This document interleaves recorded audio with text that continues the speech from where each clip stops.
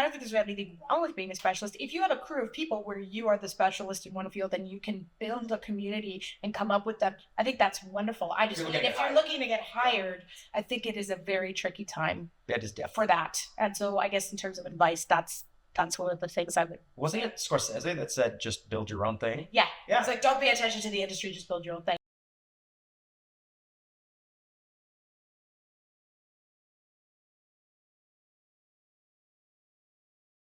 I mean, I would say there is nothing that works in the film industry with any reliability. And there never was. People are like, oh my God, things are in transition. They've always been in transition. Chill out. We're in a place now where I think coming up with the crew you're with, you're going to understand how things are working now. Don't do what Rodriguez did to get in. Don't do what I did to get in. Do what works for you. You don't know what that path is till you find it. You got to have your crew and make it happen. Yeah, I would say to that point, I think learn as much as you can about every aspect of filmmaking. And I think we're in a challenging time. What I would say to Matt's point about it's always been in transition, but the thing is, Matt, don't you feel like right now, if you're a specialist, so if you trained to be a screenwriter or a cinematographer or, a director, and that's the thing you've specialized in some ways, I think it's harder right now for people in that position because the bigger companies are pulling back on production because the streaming bubble has burst and they had all that time during the strikes to figure out that they were not going to make money the way that they were operating. And now of course they're blaming it on the strikes, but it is not. That's not the reason why. And so I think because of that, there's less production hiring specialists in that way. And so I really do think it is a time, we've always preached this, both of us, but I think now more than ever, finding a way to make movies and learn about movies and just get them going and learn as much as you can and know as many skills, develop as many skills as possible. That is the key, because I think the industry is shifting in a way where being a specialist is going to be harder and harder for the next little while. I'm hearing so many anecdotes, on the subreddit, filmmakers. There's a lot of people who are like, hey, I've been in the business for 20 years. I've been unemployed for 2. And I feel like that hasn't happened in a while. Yeah. And it's because we had this wonderful peak TV thing that worked for a good 15 years. It got bigger and bigger and bigger. Netflix needed to put out content every single day, and then suddenly there were 7 more of them that had to put out content every day. We started calling film and television content, which is part of the problem. Yeah. And so it really devalued the jobs, and then it took 40% of them away. And so now we're in a place where there's too many people able to do the jobs for the number of jobs that are there. So we got to make jobs because Disney is not making more. They're making less. Everybody's making less. But the independent space is no less hungry. People still want to watch what they want to watch. They might not be subscribing or paying to rent, but they're watching it on Tubi and Pluto. They're watching it on YouTube. There's always been transition.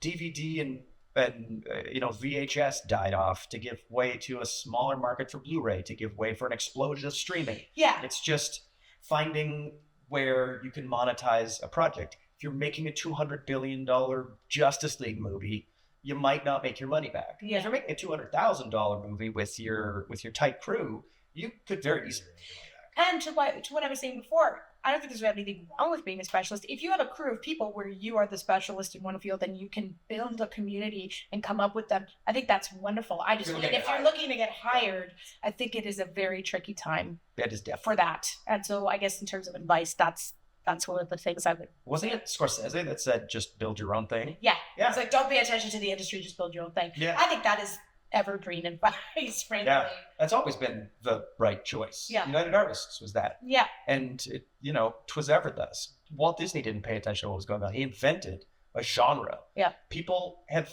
historically created something brand new out of nothing.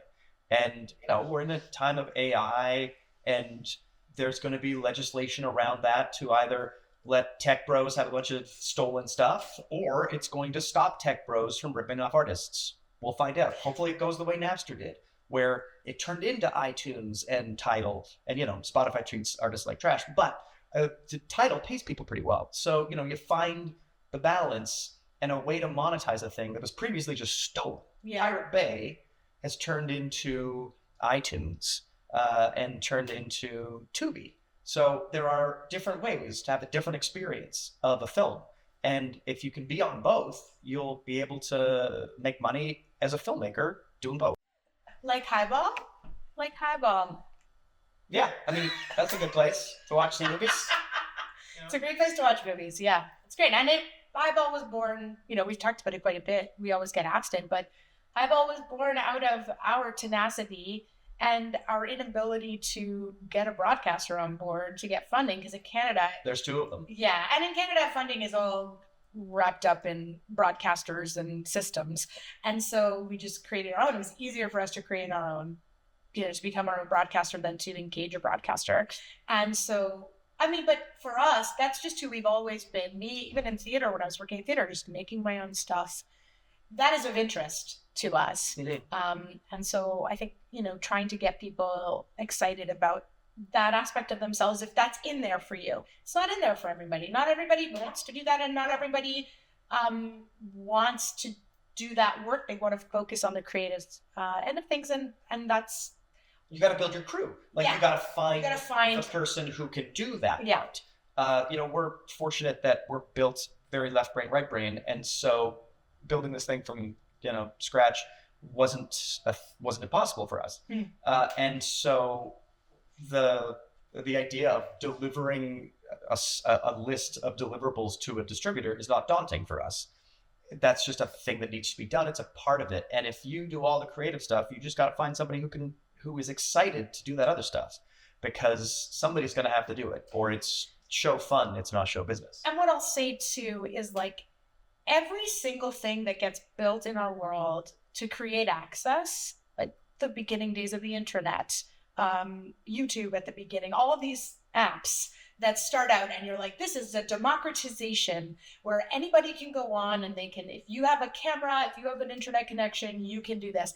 Every one of those things gets co-opted by late stage capitalism and becomes, an arm of a corporate overlord. It becomes the thing that we're scattering away from, and it just eats that one. That's late stage capitalism. That is the process we are in. So what I think that means is, when we are thinking of how to get stories out to people and connect, we have to also be thinking of, what new thing am I innovating? Because I've got to almost stay ahead of late stage capitalism that's going to now take that out. So if I'm building my entire persona on a third-party app that's owned by another country, and now my country says, hey, that's banned, what does that mean for my income, my persona, my brand, my storytelling, my connection to people, and how do I find people? Because the truth is, every time we think, oh, great,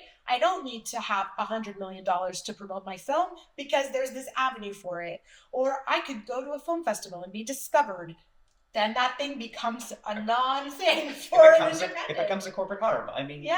Even you see it happen for independent filmmakers who were making a fortune on Amazon for a few years. That's right. Until Amazon Prime Video became a going concern, and they could start pulling in things from distributors around the world, and they could start making their own stuff. And then indie filmmakers started making 1% what they were making before. Yeah. Tubi has spent a couple of years being a great place for independent filmmakers, and now we're seeing the same thing happen. It will always happen. So, part of the reason we built this was because we were watching every sandbox get drained of any of its personality and just become another corporate arm. So this puppy ain't for sale. Right on. Bold statement.